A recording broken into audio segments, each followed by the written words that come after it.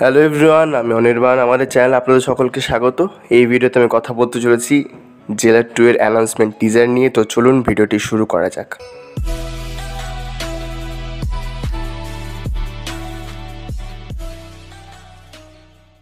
তো প্রথমে আপনাদেরকে বলে রাখি যে আমার শরীরটা একটু খারাপ, তো সেরকম আভাস হয়তো আপনারা এই রেকর্ডিংয়ের মধ্যে পাবেন।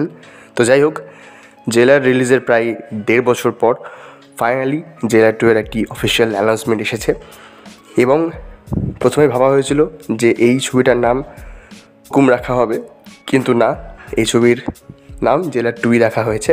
এবং আজকে এই ছবির প্রায় 4 মিনিটের একটি অ্যানাউন্সমেন্ট টিজার রিলিজ হয়েছে।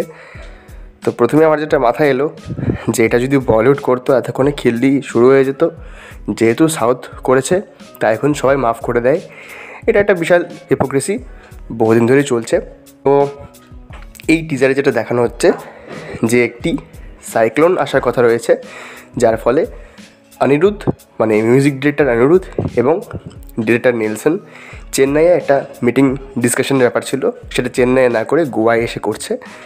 এবং তার একটা বড় আর কি বাড়ির মধ্যে মেডিটেশন টাইপের কিছু করছিল, একটা থেরাপি। তো তাদের এই ডিসকাশনের মাঝে সেই ঘরের কাঁচের উইন্ডো ভেঙে একটা গুন্ডা গোছের লোক ভেতরে এসে পড়ে এবং তারপর একটা কুঠার দিয়ে অ্যাটাক করা হয়। সেই কুঠার দিয়ে অ্যাটাক করার ফলে কিছুটা রক্ত অনিরুদ্ধের গালে এসে লাগে। এরপর একের পর এক বিভিন্ন গুন্ডাদের মেরে মেরে ওই উইন্ডো দিয়ে ভেতরে পাঠানো হয়।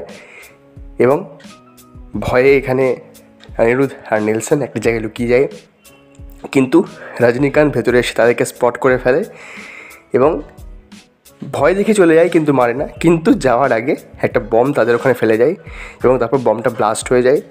তারপর যখন রজনীকান্ত সেই ঘর ছেড়ে বেরোচ্ছে, মানে সেই বাড়িটা ছেড়ে বেরোচ্ছে, তখন একটা মানে কয়েকটা ট্যাঙ্ক এবং বন্দুক সহযোগে আরও কয়েকজন তাকে মারতে আসছে এবং তাদের উপর একটা জেট প্লেনে অ্যাটাক হচ্ছে। তো ছিল টিজার।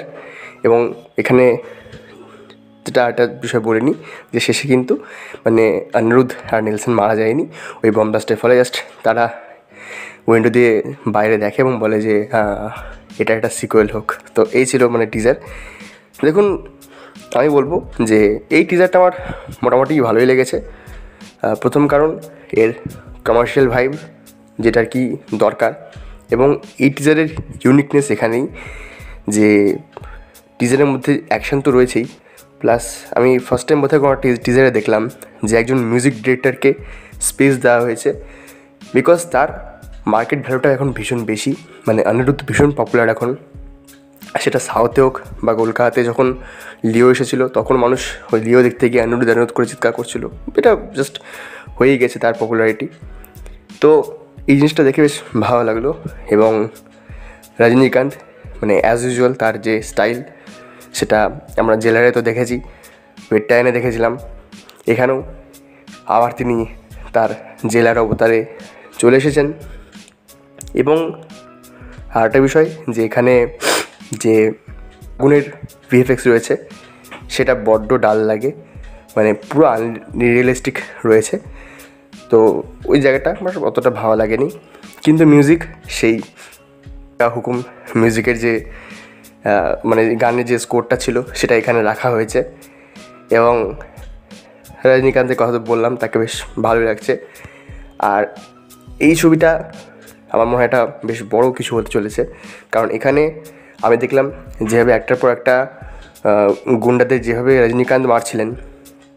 আপনি দেখবেন যে আমি বলেইছি এর আগে প্রতিটা ভিডিওতে যে অ্যানিমাল রিলিজ হওয়ার পর থেকে ভারতীয় সিনেমায় যে ভায়োলেন্স লেভেলটা পাল্টে গেছে, সেটা কিল হোক বা মার্গ হোক বা আমাদের রিসেন্ট ফাতে হোক, একটার পর একটা ছবিতে এরকম অ্যাকশনগুলো বা এরকম ব্রুটালিটিগুলো লেভেল বাড়ানো হচ্ছে।